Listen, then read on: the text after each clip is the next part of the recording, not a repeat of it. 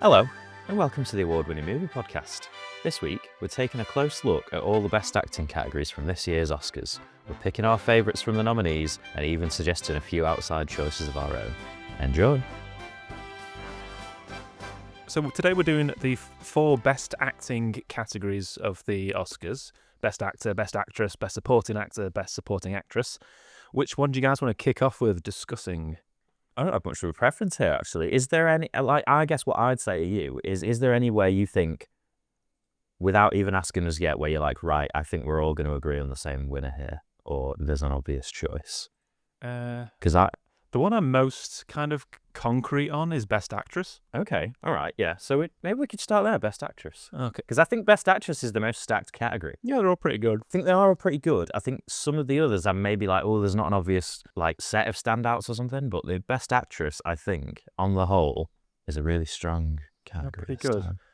So just for the listener, we'll say, we said before we started recording, but I've not seen Sentimental Value. That's the only one of the 2 I've missed.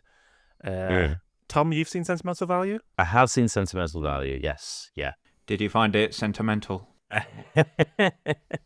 I guess so. I mean, it's sort of like what the story is based around, is about the sentimental value of places and objects, but also about the dynamic in their family. That's the synopsis? Well, no, that's what it's about, Craig, not the plot. So the themes. I'm going to watch it if it's sentimental and has value.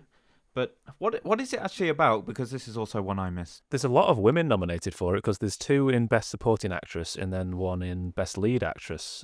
Yes. And it's also nominated in Best Supporting for Stellan Skarsgård as well, and Best Supporting Actor. So it's very stacked for the actor categories, and I think it is the kind of movie that lends itself to great acting performances, but maybe not in the sort of Oscar bait way. I think in terms of you trying to get a picture of the vibe of what Sentimental Value is, it's very much like a European drama film and has a sort of like tone and pacing and writing style that's sort of much more what you'd expect from something like that. So it's quite different from an American drama, and actually the way that the story is structured and paced and edited together is very European. Fair enough. And what did you think of, is it Renee Reinsve? How do you say her name? I'm going to go for Renata Reinsve Okay.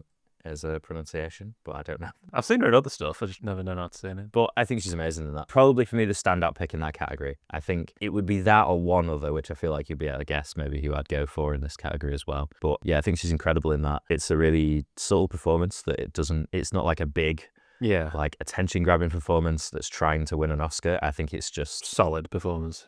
Yeah, it's a really wonderful piece of acting, and she just has a great actor's face. Yeah, it does help. It is part of it. Yeah, it does. It's great as face. She's really expressive, and like expressive in that small way as well. You know, it's not a big performance. I think some of the performances in the nominated in other categories are quite big, which there's nothing wrong with, but I think hers is like a really, really beautiful, real performance. And I think that if I had to pick from the list given, or even if it wasn't just from the list given, I think I would still pick Renata Reinsve.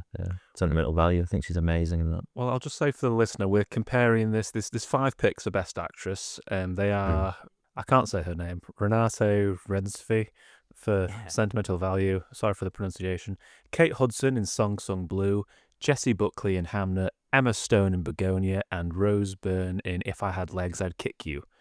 Those are the 5 we're talking about. And I'm thinking Tom's other contender, if it's not for Sentimental Value, I'm thinking you'd go with Emma Stone in Begonia. No, see, yeah, I think she's really good in that. I just know you like Begonia. I do. I really, really like Begonia. But I think Emma Stone's performance in that, whilst really good, wouldn't have ranked in my top performances for this category specifically. Not good enough for you, is she, Tom? No, I think I think part of it also is that Emma Stone's had a really good run lately, you know, and has been widely acclaimed, deservingly. She's in every fucking movie. Yeah. How is she in every movie? Yeah, she's in every movie. And you know what? She's fucking great in every movie. Let's say none of it is undeserved, but I just think it's like, part of it is somebody else needs a turn. And also, I think for me, I'm like, it's nicer for me if it would go to someone who's doing a different kind of performance than that. Well, then you must be going for the one I'm going for then, which is Jessie Buckley in Hamnet. That's the one I'd put as the favourite to win, Brad's favourite to win. And that is a very Oscar performance. It is. Although I think with that one as well, I would say that it still has some of the similar qualities to the Renata Redford performance in Sentimental Value, where again she's got a great actor's face, but it is kind of all in the micro expressions of that. I suppose there aren't many absolutely huge acting choices in Hamnet, so I think it's still quite like a good subtle performance there. But I think that is most likely to win. I can see Jessie Buckley winning that award and no one questioning it. It is an interesting thing where you kind of almost give the award to the role rather than the actor, I think, because that's such an Oscar-y thing. If for people who don't know, spoilers, Shakespeare's son died 400 years ago, and she's the mum, and so she has to go through the experience of a child dying in her arms, so she has to act that moment. Which is very Oscar-y, and that's the kind of thing that wins you an award. Like it's more likely to get people to vote for you than a more subtle performance in Sentimental Value. Yeah, and it does build to that big dramatic moment, and I think the big quality that it has, I think it is part of the role, but I also think that for me, Hamnet, although I overall liked it, I think it is really carried by how like emotional and powerful the ending sequence is. Yeah, it was sick. A huge part of that is Jessie Buckley being incredible in it.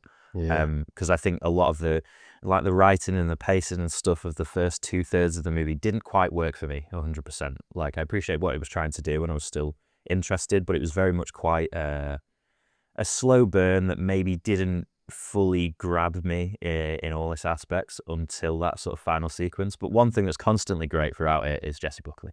Yeah, the ending sequence was sick, and she didn't say anything, I don't think. It was just in her facial expressions for the most part there. Yeah. And she reaches out her hand to for the listener who hasn't seen it, it's not really spoilers, maybe a little bit, but she's watching a performance of Hamlet, who's named after her son Hamnet, or Hamlet. It's just the way they spelt things differently in Shakespearean times. So then she's reaching out to him, and he reaches out and grabs her hand as well. And you kind of feel this relationship between the art and real life, and her getting catharsis through it, and it all comes over. Then all the audience reaches out, and it got me. It was powerful. And when I saw it in cinema, it got everybody. I think it's one of these where, like, it does happen to movies especially, and I think it's concentrated when you see something like this in cinema. I was like, I sort of got up, and it had got me, but I wasn't, like, in tears quite. But, like, everybody was crying.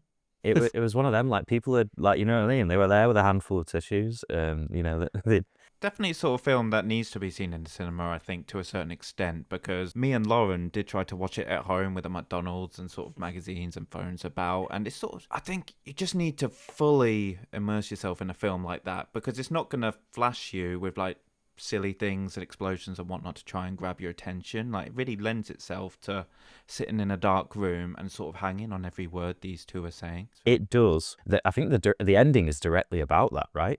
So it is not just her experience of engaging with the art and having that move her and be powerful, but it engages everybody in that audience. You know, she reaches out her hand to the Hamlet character, and so does everybody else. Yeah. And there's like this huge communal swelling of like grief and emotion.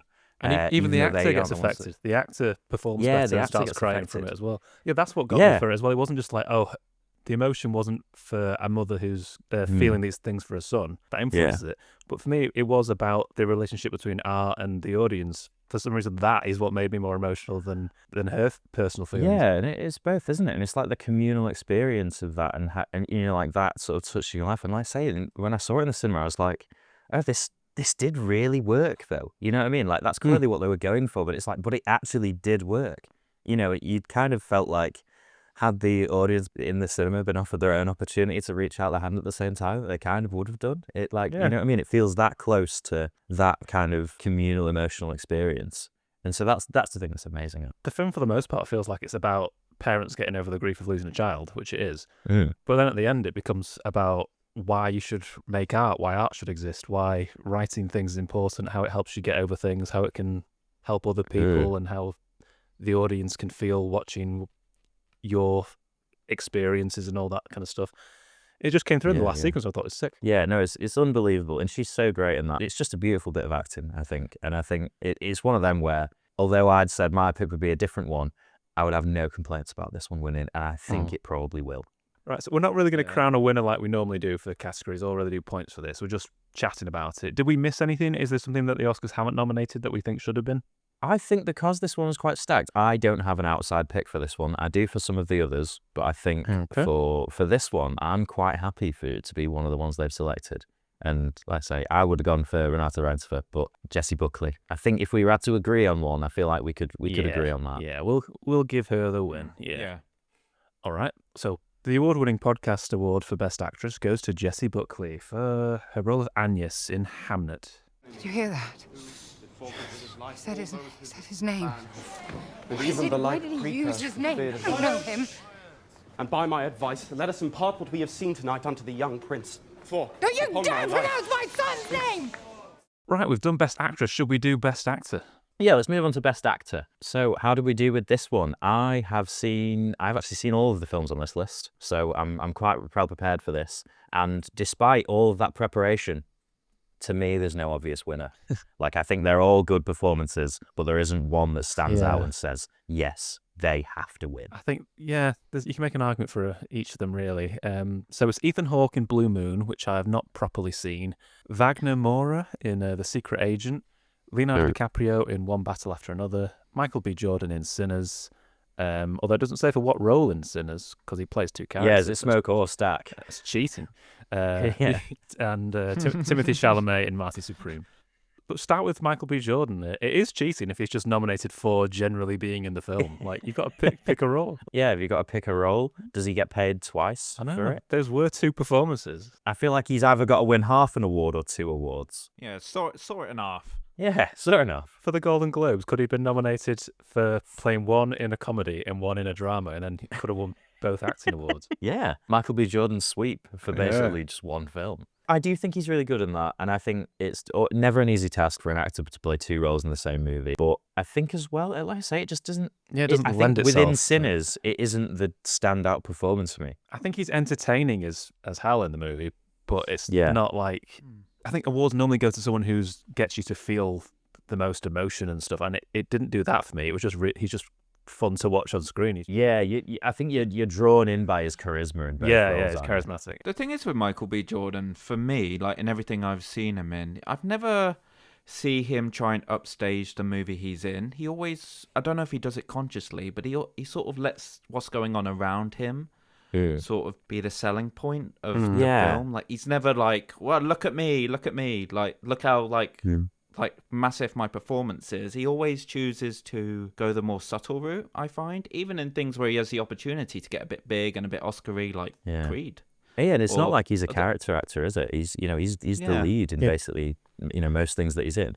But that's interesting because that's kind of like the Tom Cruise conversation we had a couple of weeks ago, where we were saying that he's like, he's a movie star, but he's not trying to upstage the movie. And I think actually that is kind of where Michael B. Jordan sits. You're drawn in by his charisma. Obviously he's a really good looking chap as well. He's there to sell tickets as well. But I guess he's not giving a Daniel Day-Lewis type performance. Yeah, exactly. In any of the movies he's in. It's not about the performance of Michael B. Jordan and everything else warps around it. He's a good movie star to slot in and actually have him blend into that role. So I think he's brilliant at that. I don't think that's a best actor shout for me this year. Yeah, he's not doing anything wrong, just to be clear, in the performance. It's just it's not that type of performance. That there should be a big awards show that's on par with the Golden Globes or the Oscars, where it does reward that a bit more, where it's more focused towards that kind of because I think sometimes you see stuff that's awarded where you think, okay, they were great in it, but the movie was a bit limp, and okay, it's kind of awarded for that. Whereas I think sometimes it's nice it'd almost be like, it'd be such a boring award character, but it'd almost like most correct performance. It's like, you know what I mean? The most just right. It's like, oh, that's in the Goldilocks zone. We could do that. We do have an award show. I mean, that's technically what we could be for. Oh, yeah, shit, we could do that. We could do that. That is the whole concept of this podcast. You know what? You're right. But we're not doing that today. Maybe next week. We're not doing... Well, that leads us on nicely, I think, to Ethan Hawke in Blue Moon, which I actually think is the complete opposite type of performance. Yes. It's very draws attention to itself. It's quite big. Lots of affected accent choices. They're doing a lot of weird camera tricks to make him look very small. He's playing a real life person who I assume is very short, but I don't know anything about. But I think that's not a knock against the performance either. I think he's very good in that. And I've got to say, I went into Blue Moon thinking that I wouldn't be interested in it at all, because it's about a world, in musical theatre that I don't really have much attachment to or really any background in. And so I'm not bringing any of that to it. But then I actually think that that's a benefit of the performance, that I was really engaged in the movie. I did just skip through it just to get a vibe of his performance so I could talk a bit about it. Is it all in one location? Yeah. Yeah, there's Yeah, it's all in just a restaurant, yeah. Yeah, all in this sort of restaurant bar, lots of different characters. It has very much like a very traditional old school, like almost like 12 Angry Men type blocking to it. Yeah. There's, some great bits of blocking and acting and very old fashioned sort of snappy, considered sort of dialogue in all of it. And I was thinking My Dinner with Andre reminded me of. Yeah, it's in that sort of vein, and it does strike me as the most like traditional Oscar sort of shout in this one, where they want people to have lost loads of weight or eaten a bison liver, or, in this one they're like, oh, well, he's playing a guy who's much smaller than he usually is, and and doing a different sort of affected voice. A transformative role. Yeah, a transformative role. What can I say? The lyrics are brilliant. Poetic when they need to be poetic, funny when they need to be funny, not a rhyme out of place, easy on the ear. I'm just a fool when lights are low. Perfect! Well, speaking of eating bison liver, shall we talk about Mr. Leonardo DiCaprio, who is nominated for One Battle After Another? For me, this is the least winner-like of any of them. I don't mean that as a knock against the performance. I think largely it's because I actually think he's taken a bit more of a back seat in this one. Yeah, in a way that I wasn't sure that he could do. Slotted in Best Supporting Actor, I think, and just about gotten away with it. I was going to say, if you put him in Best Supporting, I think his agent would have come around and shot you. Yeah. You cannot have Leonardo DiCaprio in Best Supporting, can you? Well, that's DiCaprio for me, One Battle After Another. I think he's good. Just, I'm not sure it's one of his, absolute best, but I do appreciate that he fits into an ensemble quite nicely, which I wasn't sure was something that was in his sort of armoury. The one thing I'll add to that is that I think he managed to blend humour and still being dramatic at the same time. You could find it funny and entertaining while still not making light of the fact he clearly is desperate and cares about his daughter. It juggles the drama and the comedy quite well, as the entire film does. But his performance, no matter when if he does a funny moment saying that his name is Peter Parker, he's Spider-Man or whatever, that is funny, but you still have the dramatic stakes are still there. Yeah, you do. So it's a good management of that, like I say. And I think the pinch and tone is very difficult. And it's not some of this. I think the reason that Stu talks about a lot of his novels being not easy to adapt, I think largely is because of that, because the tone is, I think even more so here than Inherent Vice, is really hard to balance and to get right. So I think him and a lot of the actors in it have done a really good job. Craig, is there a particular shout out from the two remaining? Have you got a piece to say on any of the two remaining? I know you've seen Marty Supreme.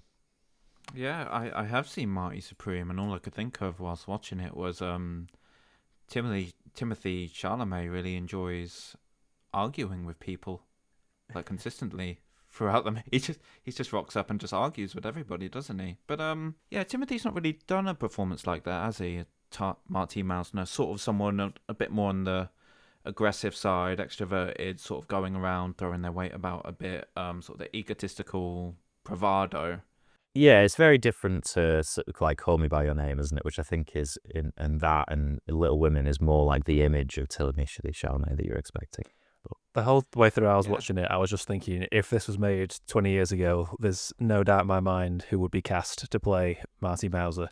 And it would definitely be Leonardo DiCaprio. It's such an early Leo kind of role and performance to me.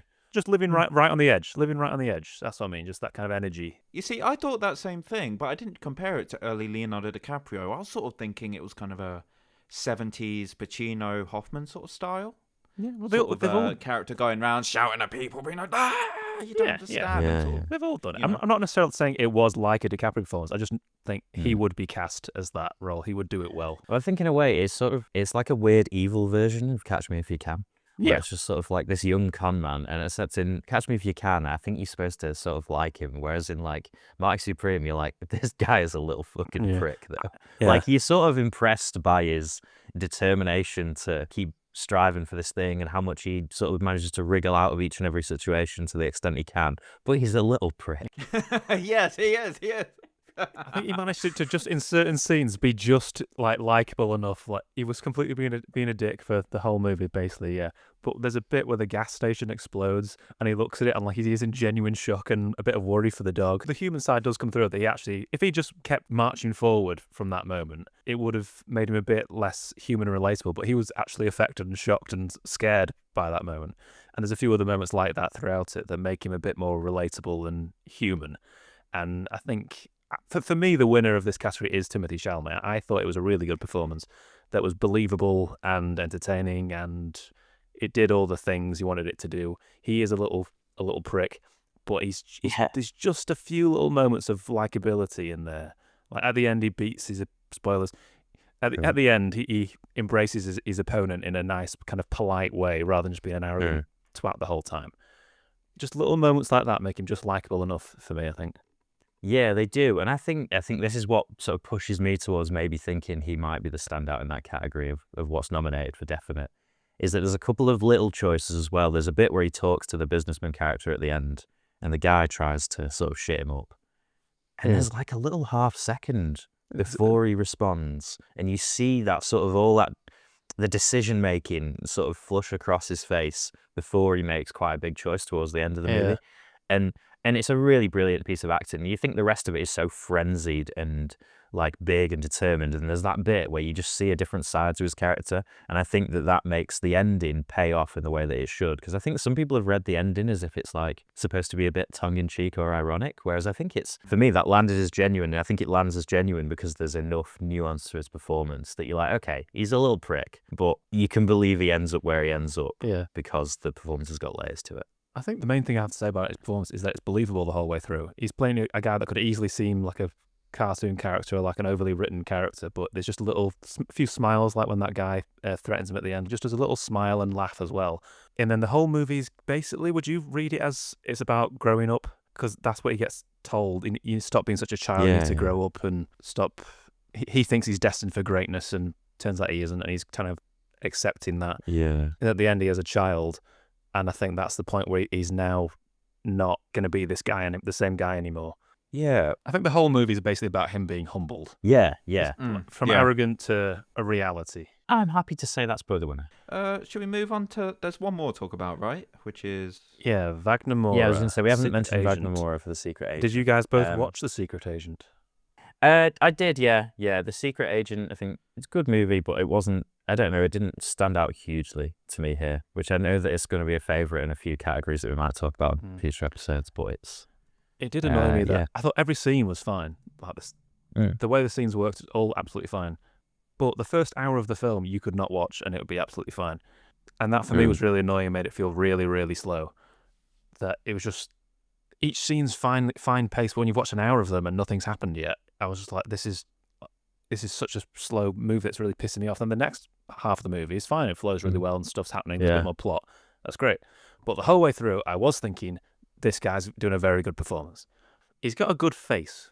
He's one of those. He does have a good face. He's got a good face. And I suppose when you're watching a foreign language film, I am focusing a bit more on the facial expressions rather than the way certain things are said. Maybe we should give him the award for best face. We should do a best face. Yeah. Yeah, okay. Yeah, best actor face, because the thing is, like, there's hair acting. Oh, there's definitely hair. Oh, he's got mustache acting. He's got mustache acting. Yeah. And so does Timmy. So does Timothée Chalamet. Yeah, so does Timmy, yeah. So are we saying that maybe Timmy's the winner of the listed? Yeah, let's give it to Tim. Give him the Oscar. All right, I gotta tell you something, Rachel. All right, it's not intended to be mean. I have a purpose. You don't. And if you think that's some sort of blessing, it's not. It puts me at a huge life disadvantage. It means I have an obligation to see a very specific thing through. And with that obligation comes sacrifice, okay? My life is the product of all the choices I've had to make. Your life is the product of, I don't even know what your life is the product of. You're just making it up as you go along. That's the kind of person you are. That's not the kind of person I am, okay? You're responsible for the shitty decisions you made. I never told you to get married, not once. You cannot pawn them off onto me. Just while we're on Mighty Supreme, we'll move on to Best Supporting Actress now. And I thought one that was missing from this was Odessa Azion in Mighty Supreme. I thought she had a really good performance. And I don't know what I've seen her in before, if anything, but I think she was really convincing and played the part well, just as well as Timothy played his. Obviously, she's not carrying the show and doesn't have to do quite as much as him, but I still think it was an impressive But she matches his intensity quite nicely because he could easily sort of get blown away by what he's doing, which is he's quite big. And I can believe them as a couple that, like, yeah, I can get why he likes her and get why she likes him. They would absolutely be together. They're perfect for each other. Yeah. They're both just a little bit cunty. That's what. Yeah, I think she's definitely missing. But yeah, so I thought she should have been nominated. And then what is nominated in this category, we've got Teyana Taylor for One Battle After Another, Wunmi Mosaku for Sinners, Inga Ipstotilius for Sentimental Value. I do apologise for the names. Elle Fanning, there we go, standard name. Good, well done, Elle. And Amy Madigan for Weapons.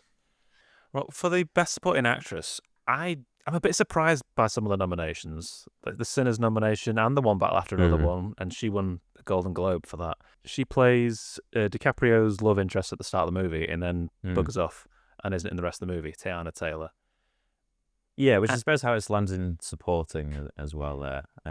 Even though in plays the a perfectly first good part of the part. movie, it's a lead role. Like in the first part of the movie that she's in is a lead role. She's basically the main character of the initial part of it. And she's fine in it, does nothing wrong. Really good, really interesting character, well written. But she's just not in it enough. And I suppose people have won Oscars for like 6 minutes of screen time before and stuff. I think Judi Dench won for Shakespeare in Love, and she's in it for like 5 minutes or something. Yeah, sometimes you get some people who are like one scene wonders who win it, and I think that doesn't count against Teyana Taylor for me. And I actually did really like a performance of that because it's a tough role. Because I think it would be easy to come away from that movie being like, oh, well, she's a fucking rat and I hate her. You know what I mean? Like her character because of, what she does. But I think she manages to make her, and this is the writing as well, but she manages to make that character complex where you are actually still sympathetic to her and the decisions she makes, despite the fact that she basically throws everybody else under the bus.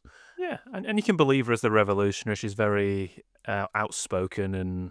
Yeah, and it has the big stuff in it, and a lot of the performances like quite loud and sort of big. But then I think there's the moments after she gives birth to a child in that way, you can see that she's clearly struggling with how that changes her like life as like a really outspoken, loud revolutionary, and how that changes her life. It's like, oh, she got to deal with being a mother. Whereas DiCaprio's character is very much like, all right, well, I'm a dad now, and I guess I'll just stay, we'll just do dad stuff. But you can see in her acting choices how much she struggles with that. And there's really not a lot of time in the movie dedicated to that. So I think, but she's able to sell those moments in a way that feel really real and true to her character. So I think it is a really good performance in that one. This is a new consciousness. New consciousness? Yeah. I'm not your other buddy. I'm not your mother. You want your power over me the same reason you want your power over the world. You and your crumbling male ego will never do this revolution like me. Fuck out of here. Sinners, I was surprised by this nomination. Wunmi Mosaku, again, did nothing wrong. Again, sorry if I'm saying the name wrong. But just to me, I didn't watch that movie and go, wow, what a performance. I was just like, yeah, it's all right. She's doing nothing wrong. It's fine. I guess because it's still in supporting character, but I'd say in this one, it also has a moment that sort of sells the sort of emotional through line of the movie. Because I was going to say, actually, that the emotional peak of Sinners, where one of the Michael B. Jordan characters, I can't remember if it's Smoke or Stack. Smoke and or Stack, yeah. Smoke and or Stack, it's one of the two. He looks to his side and B imagines her with the baby. And I think that works. I think more because her performance is good and you do buy the relationship between the two of them quite well. I think through most of the movie, she's almost got more purpose in some of it as like a very much like the genre vampire movie character where it's sort of like, okay, she knows how to deal with these people and she's, comes up with a test for who's a vampire and stuff and she does a lot of that well. But I think the early scene that she has with, is it Smoke or Stack? I don't know. Yeah, I know the scene you mean when... But this scene early on where they reunite, and I think you go early on and you can tell that these two people have got something between them like instantly. Like I think they've got like an instant quite sort of good chemistry there. So I think she's a huge part of that. She's really good. Yeah, so she is good. I think it's because it's more of an ensemble movie, so I expect the supporting character to be like just a secondary character. You're the main character and the next one down. I'd go with that. But Sinners has like a cast of 15 people, maybe like key players. Yeah, and I think it's it's one of them where there's so many people doing great work in that as part of an ensemble. Because I don't even think it's all that they're doing fine, subtle, okay work. I think it's that they're all doing kind of equally brilliant work that isn't necessarily like shutting anybody else out. And all quite distinct, I'd say. All blends together nicely. Yeah, because you could have easily had Haley Steinfeld here as well, and you wouldn't have argued that. Yeah. You know what I mean? You would have been like, that's an equally good performance in Sinners. But I think it's also nice to see someone nominated that hasn't shown up before in that, and is, I think, quite deserving of being nominated. Elijah, you put that cig out, you can hold her.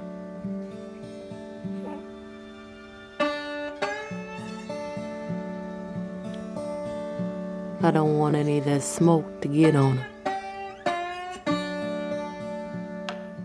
Right, so I for my winner, I'd go with Odessa from Marty Supreme. I think she did the best performance. Failing that, yeah, maybe Tiana Taylor. She was an interesting choice. What do you guys think? Who would you give the win to? I think of the ones listed, I would probably go Wunmi Mosaku for Sinners. I think she's really good in it. I think it'd be brilliant to have a brand new winner and someone who hasn't been nominated before. But she's also so core to like sort of the emotional through line of that movie. I think the Marty Supreme shout is good. That was my obvious one where I thought she's missing from this list. So I think, what do you reckon, Craig? Well, I think I'm going to go with my usual method of choosing a picture, and that is agree with Tom. So... Oh, we're not doing points go with this what... week anyway, so you we're go not with Tom points. what you like. Yeah, you go with Tom what you like. But yeah, I reckon Wunmi Mosaku's Sinners. Fair enough, we'll go with that for Best Supporting Actress. And now swiftly moving on to Best Supporting Actor. We've got Delroy Lindo, another supporting player from Sinners.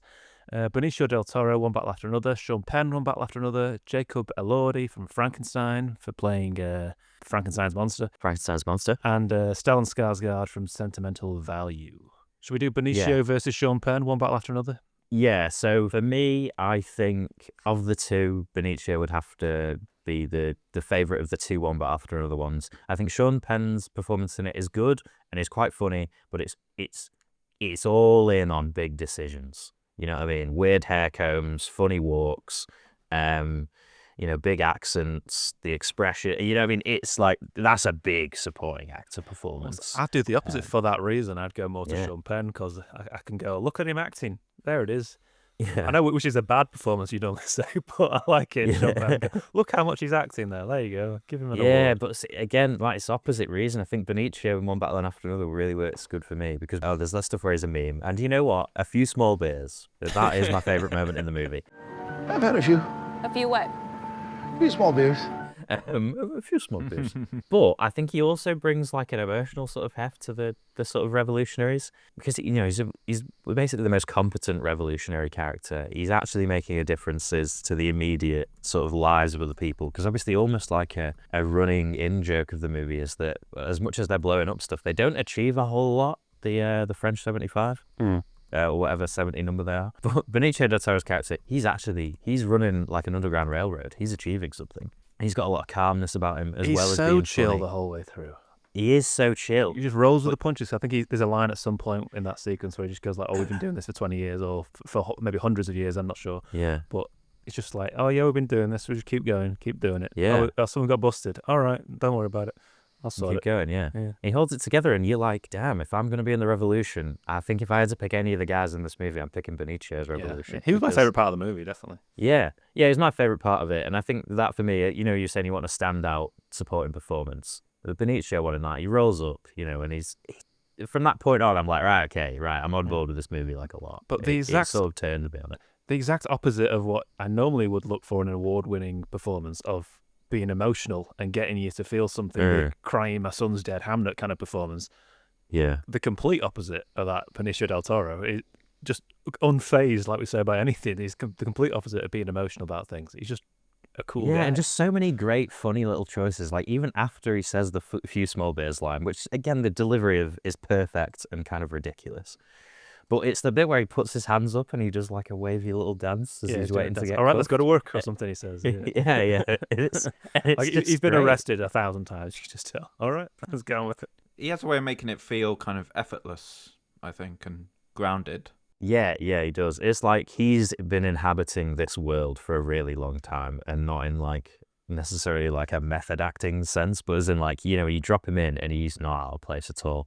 And that sort of pinch and tone, he's nailed it. Like he's got, to me, the absolute best possible version of that tone, like straight off. And it does make you wish, because, you know, like I think a lot of people came out of that movie and they're like, oh, I wish I had a whole movie with Benicio's character. But I think part of that's because his performances is really strong, but also because you kind of want to hang out with him. Yeah. I challenged the Safdies to do another one of their panic movies, like Mighty Supreme, but cast Benicio del Toro to As the do that chillest guy of exact, all the time. chillest guy. See if we can. It's like, can we crack him? Yeah, what How if do this we make character him was crack? super chill the whole way through and just completely unfazed? Yeah, this guy they call Sensei, and it's sort of like, what can we do to push him over the edge? Yeah. That's almost Big Lebowski-esque, isn't it? Oh yeah, there's a lot of It is. Lebowski influences. It is, in the yeah, whole movie. it's a Lebowski sort of thing, and it's a very similar sort of tone. But I think there's ones for me. I think of the two, I would go Benicio. I think this category one, it was one of those where he did have an instant standout for me. I don't know if any of you can guess what it is, but my instant standout here was Delroy Lindo in Sinners. Oh, I think he's the standout performance in Sinners, actually. oh no, I didn't get that at all. In the I think he's just really good. He's got like, I think he's one of the characters that helps best establish the world. Like, I think you're introduced to it by Michael B. Jordan's Smoke and Stack, and you know, you're drawn in by his usual charisma, and you're like, right, I'm along for the ride. But in terms of establishing the tone and the sort of setting and story of Sinners, when they first bump into Delroy Lindo's character, I guess kind of similar to Benicio del Toro. You're like, he's inhabited this world forever. Like, Yeah, he's just maybe. so part of it, so much of the fabric of that story. But then also his character having quite a good like arc as well. I think he's got the most sort of like, of the smaller characters, he's got the most conflict within his story. What's his? I find him the most forgettable, to be honest. No offense, Really? lad. What was his arc? Like, I can't remember. Well, he's like a sort of washed up alcoholic piano player, isn't he? Oh yeah. And Where they're recruiting him to play their club at the, what was it, a train station? Like in the first half of the movie, Yeah, the normal yeah. half. That's probably one of my... yeah. I think that's my favourite scene in the film, to be honest. Yeah, it's one of mine as well, because I think it's part of that bit. I think that's one of the scenes where, you know, it obviously becomes a vampire movie later on, but I think the Delroy Lindo bit with that, and then when he's riding with them in the car and they're talking to the young lad and everything, you know, he's a bit jaded. That stuff, you're like, this could just be a drama. You know what I mean? That's kind of the strength of Sinners. But you're like, even if this didn't become a vampire movie, I'd happily watch like this story play out with the Delroy Lindo character. Nah. I've been a messenger every Saturday night for the last 10 years. Messenger's gonna be there another 10 years after that, at least. Shit. That's probably more time than I got left on this earth stack. I play and I get as much corn liquor as I can drink. A sinner like me, I can't ask for more than that. Well, one I think was missing as a nomination for Sinners that might possibly have been my winner had they been nominated would be Jack O'Connell for the bad guy. Jack O'Connell, he sort of does what you expect him to do, and he's sort of having that... Yeah. and he does, having yeah. fun inhabiting the villain, doesn't he? Yeah, I think he's where it starts to become like a genre movie. Like he's doing a genre movie performance, whereas like Delroy Lindo's playing it like he's in like a serious drama. To be honest, I think it's less of a thing of performance for me, and more a thing of character. Of like, I liked his character more and found it more interesting and more engaging. So therefore, I'm saying he did a better performance, which isn't true. It's just I think I'm just more drawn to what character I like the most. What was the most impressive character, regardless of the challenge of performing that. I think I think I'm still leaning performance wise. I think I really like the Delroy Lindo character. As well. As you should. I'm wrong in doing that. I think I'm doing the wrong thing. I think is what I mean. The performance is what's swaying me. Because like I say, I think Benicio's performance in that is that he gets it right. Whereas I think like Sean Penn, it's like his character's really big and stuff, but it's like the performance is kind of a lot, which does work in the movie. Of the other two, I think Jacob Elordi is, again, the weaker one in this category for me. He's not done a bad job, but I think Frankenstein is the weaker movie. It's sort of like, I'm surprised that it ended up here with acting this best supporting actor nomination, because I think I love Guillermo del Toro. Didn't love Frankenstein. Yeah, I didn't really care about it. I've seen Frankenstein. I already know. I've read Frankenstein. There's nothing new to be mined from Frankenstein for me at the moment. Yeah. Unless you reinterpret it in a new way. I think it was his dream project. Yeah. He loves that kind of thing, obviously. So. Yeah, but I think sometimes when you get to your dream project, it's just never quite adds up to what you wanted it to. And I think this is one of those cases. the whole movie for me is a little bit like, it's fine. Yeah, that does hold back his performance. If the movie's not getting you as much, then the performance won't. Even though the performance, I don't think there's anything wrong with it again. Especially the bits in the basement where he's being abused by Oscar Isaac's character. I think he comes across really well in those scenes. Yeah, and I think it's one of them. It's no, not to him as an actor at all. I think he's a really good actor, and I actually think in terms of, would it have been last year's set of nominations? Him as a supporting for Elvis, I think he's actually really good in Priscilla. And then Stellan Skarsgård's sentimental value, also really good in it, but again, he's not the stand-up performance of that movie, I don't think. What about any ones we missed? I'd not seen the new 28 Years Later yet. That wasn't eligible for the Oscars, I don't think. Was it just outside? I think it was, and it's just been really under-nominated. It's not my kind of movie, really, but is Ralph Fiennes in that a lot? Because I love Ralph Fiennes and anything. Just give Ralph Fiennes an award. He's just got the best vibe. Yeah, Ralph Fiennes is brilliant in Let's that. just give it Ralph Fiennes. He deserves it. I think if I had to have a supporting one that they've not nominated, and I think there's actually two here, because I meant to mention this for Best Actor, there's some missing Begonia nominations, I think. Oh, yeah, of course, yeah. Like, Best Actor, Jesse Plemons' Begonia, that would have been my pick, because I was like, there's no standouts for me, but I'm like, Jesse Plemons' Begonia. I think it's mainly because I love Jesse Plemons, but I think he's incredible in that. Yeah, definitely put him above some nominations. Yeah, because I think that's also, again, an incredibly hard performance, where he's like playing this character that you don't know if you should believe or not, but is entirely committed to what he believes in, and what he believes in is absolutely batshit.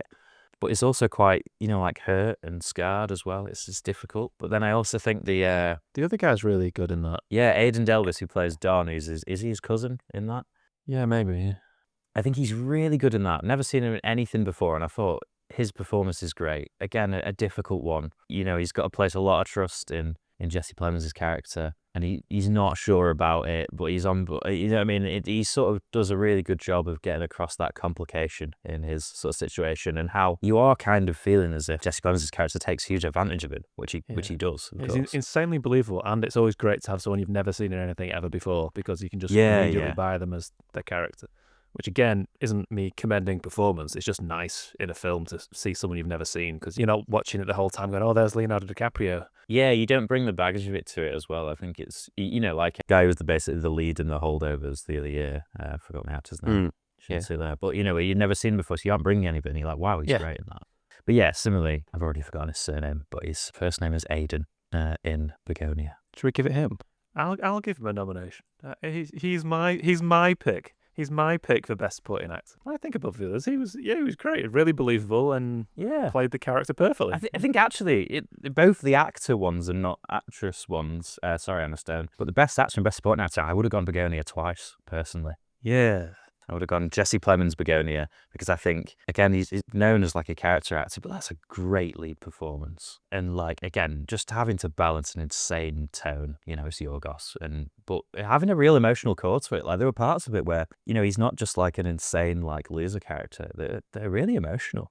Like, he got me with that one. And similarly, Aidan Delvis. Yeah, Aidan Delvis is Donna's cousin in Best Supporting Actor. I think, you know what, actually?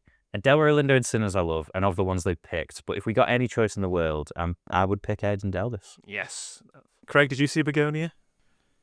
No. Fair enough. But I'll give you someone who I think was overlooked in the Best Supporting Actor role. Go on. And it was a comedic performance, which I think is why it got overlooked. But I think it was such an important part of the film, and really sort of the emotional core of the film, their performance. I don't think the film would have worked without them and that casting, which is why I'd like to give my overlooked nomination to the rescue dog Ozu playing Crypto in Superman. Oh. Wait, it's a CGI dog, isn't it? Is he not just James Gunn's dog? Yeah, he is.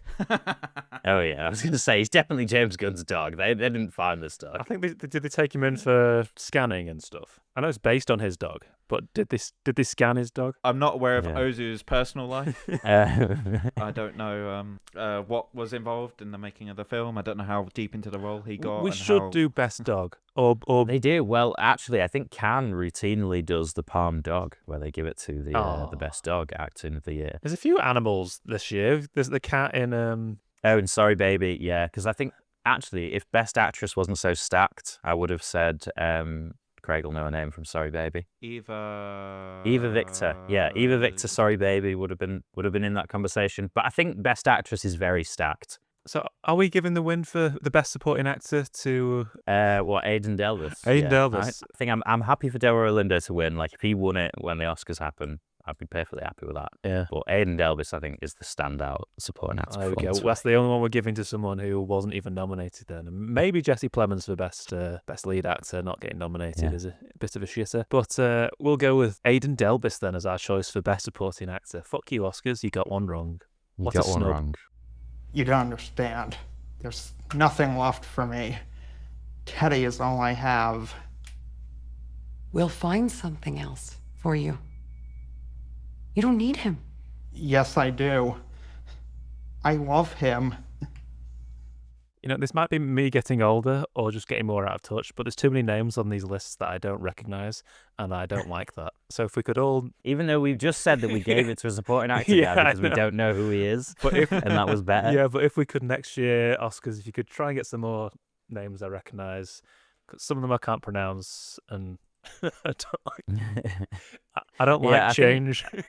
It was the Norwegian sort of contingent that really sort of threw you here. Let's go back to when it was the same 4 people, the same 4 white guys getting nominated every year. It's much easier.